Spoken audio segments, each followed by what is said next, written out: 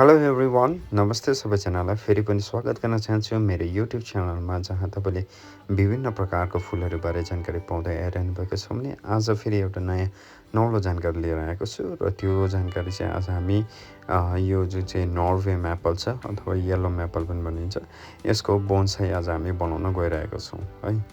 र पहिले म तपाईँहरू सम्पूर्णलाई धन्यवाद दिन चाहन्छु किनभने तपाईँहरूको कारण आज हाम्रो जुन चाहिँ युट्युब च्यानल छ त्यसमा 5000जना सब्सक्राइबर पुगिसकेको छ। र फर्स्ट अफ अल हामीले प्लान्ट चुज गर्दाखेरि बोन्साईको लागि प्लान्ट चुज गर्दाखेरि एकदमै छिपेको प्लान्ट पनि चुज गर्नु हुँदैन र एकदमै कलिलो पनि होइन, ठिकैको मिडियम प्लान्ट 4-5 वर्षको प्लान्टलाई चाहिँ हामीले यसरी वायरिङ गर्न सिक्नुपर्छ। वायरिङ गर्दाखेरि जहिले पनि एल्युमिनियम वायर युज गर्नुपर्छ किनकि एल्युमिनियम वायर चाहिँ छिट्टो भाङ्गिन्छ र भाङ्गिन्छ पनि प्लस त्यसलाई सजिलोसँग बगाउनु सकिन्छ र त्यसले चाहिँ ज्यादा हाम्रो प्लान्ट जुन चाहिँ बोन्साई बनाउन लागेको प्लान्ट त्यति ड्यामेज पनि गर्दैन। र यसरी बटार्दै हामीले त्यो जुन चाहिँ एल्युमिनियम वायर छ त्यो एल्युमिनियम वायरलाई चाहिँ बटार्दै हामीले लानुपर्छ। अब यो वायरिङ किन गरिन्छ भन्दाखेरि चाहिँ यो वायरिङ गर्नुको अर्थ चाहिँ के हो भन्दाखेरि यो जुन चाहिँ यसको हाँगाहरू छ यसलाई हामीले ठिक डाइरेक्सनमा लानको लागि चाहिँ हामीले यो वायरिङ गर्न जरुरी छ। र वायरिङ गरिसकेपछि चाहिँ बिस्तारै हतारले होइन भाँचिन्छ नभए बिस्तारै यो वायरको हेल्पले यो जुन चाहिँ हाँगा छ त्यसलाई बिस्तारै बेन्ड गर्नुपर्छ। अब त्यो बेन्ड कतापट्टि गर्नुपर्छ भन्दाखेरि चाहिँ तपाईँले पहिल्यै चोइस गरेको हुनुपर्छ त्यो पार्टिकुलर जुन चाहिँ प्लान्ट छ त्यसलाई कस्तो टाइपको बोन्साई बनाउन चाहनुहुन्छ भनेर।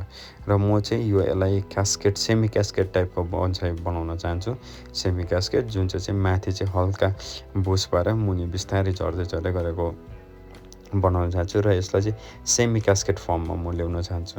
र तपाईँले देखिहाल्नुभयो जुन चाहिँ लामो ब्रान्च थियो त्यसलाई मैले के गरेँ भन्दाखेरि त्यसलाई मैले ओह्रालो गोप्टो लगेको छु र यो माथिको ब्रान्चलाई चाहिँ फेरि अर्को वायरको हेल्प लिएर म यसलाई सिधा पार्ने कोसिस गर्छु किनभने ढल्केको छ। उता ढल्केको कारणले गर्दाखेरि चाहिँ यसलाई म वायरको हेल्प लिएर चाहिँ यसलाई म सिधा पार्ने कोसिस गर्छु र बिस्तारै सिधा पार्ने कोसिस गर्छु। र जब बोन्साई बनाउनुहुन्छ त्यति बेला ब्रान्च सेलेक्सन पनि एकदमै जरुरी छ र फर्म सेलेक्सन पनि जरुरी छ। र यतिकै तपाईँहरूले फर्म सेलेक्ट गर्नु या ब्रान्च सेलेक्ट गर्नु चाहिँ सजिलो छैन, त्यसलाई चाहिँ अब धेरै प्र्याक्टिस चाहिँ धेरै कुराहरू पढेको हुनुपर्छ, बुझेको हुनुपर्छ। र म चाहिँ धेरै सालदेखि नै बोन्साई बनाउँदै आइरहेको छु। त्यति ठुलो बृहत रूपमा बनिसकेको चाहिँ छैन होइन, तर मेरो स्टडी मेटेरियल चाहिँ मुकेट नोर्म्यान भन्ने एकजना ठुलो बोन्साई विज्ञ हुनुहुन्छ, उहाँहरूको किताबबाट हेल्प लिएर किताब पढेर उहाँको थ्रु म सिक्ने प्रयास गरिरहेको छु र तपाईँलाई पनि केही कुरा म सिकाइरहेको छु। यो देख्न सक्नुहुन्छ बोन्साई मैले अघि नै भने नर्वे म्यापलको बोन्साई रहेको छ र एकपल्ट वायरिङ गरिसकेपछि हुन चाहिँ कतिले वायरिङ गर्नुभन्दा अगाडि काट्छ, तर म चाहिँ वायरिङ गरिसकेपछि मात्रै म काट्न रुचाउँछु। यसको ब्रान्चहरू जुन चाहिँ छ सबै ट्रिम गर्नुपर्छ, यसको पत्ताहरू जुन चाहिँ छ यसलाई हामीले सक्यो भने सक्दो निकालिदिनुपर्छ। यो निकाल्नुको कारण चाहिँ के हो भन्दाखेरि चाहिँ यसले चाहिँ अब नयाँ ब्रान्चहरूमा नयाँ ब्रान्चलाई इन्करेज गर्नु, नयाँ लिफलाई इन्करेज गर्नुको लागि चाहिँ हामीले यसलाई ट्रिम गरेर राख्नुपर्छ। र यो जुन चाहिँ क्यास्केड बनाएको ब्रान्च थियो, मैले जुन चाहिँ ब्रान्चेस बनाएको थिएँ त्यो ज्यादा बेन्ड हुनु सकेन, यो वायरले मात्र बेन्ड हुनु सकेन र त्यसले गर्दाखेरि चाहिँ अब ज्यादा मैले फोर्स गरेँ भने चाहिँ वायरबाट फोर्स गरेँ भने चाहिँ त्यो भाँचिने डर हुन्छ र त्यही कारणले गर्दाखेरि चाहिँ मैले चाहिँ यो धागोको हेल्प लिएर त्यसलाई अलिकति के गर्नु कोसिस गरिरहेको छु, त्यसलाई मैले अझै अलिक ज्यादा बेन्ड गर्ने कोसिस गरिरहेको छु।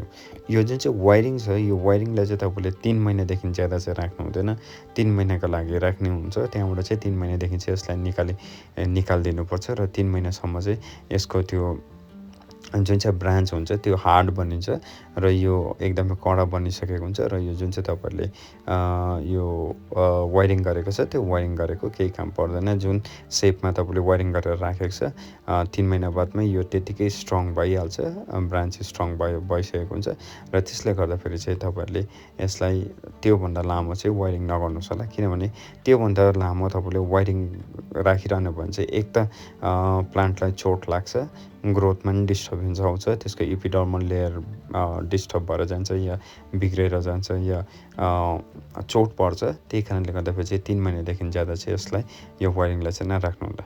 र यहाँ देख्न सक्नुहुन्छ तपाईँले मेरो जुन चाहिँ वाटरफल बोन्साई अथवा सेमी कास्केड बोन्साई छ त्यसको स्ट्रक्चर चाहिँ मैले के गरेको छु, रेडी गरिसकेको छु अनि तपाईँहरूलाई यो भिडियो कस्तो लाग्यो होला, यसमा केही कुरो सिक्नुभयो कि भएन? यदि सिक्नुभयो भने मन पऱ्यो भने यो भिडियोलाई लाइक, कमेन्ट, सेयर अनि जसले पहिलोपल्ट मेरो च्यानललाई हेरिरहनु भएको छ उहाँले मेरो च्यानललाई सब्सक्राइब गरिदिनु भनी अनुरोध गर्न चाहन्छु। Thank you so, by by.